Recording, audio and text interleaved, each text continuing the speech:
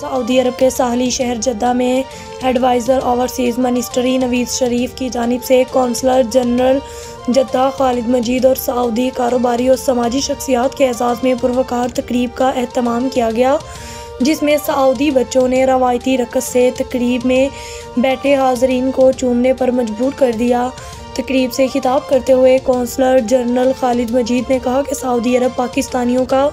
दूसरा घर है। कोरोना वायरस ने पूरी दुनिया की तरह यहाँ बसने वाले गैर मुल्कियों को शदीद मुतासिर किया,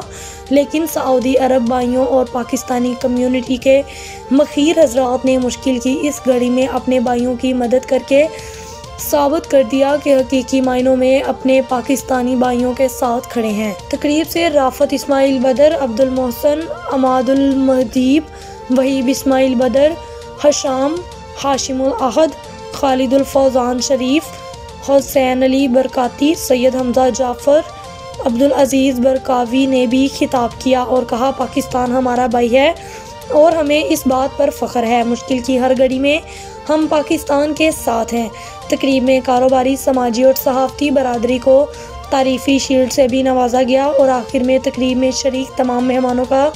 एडवाइज़र्स ओवरसीज़ मिनिस्ट्री नवीद शरीफ ने भी शुक्रिया अदा किया।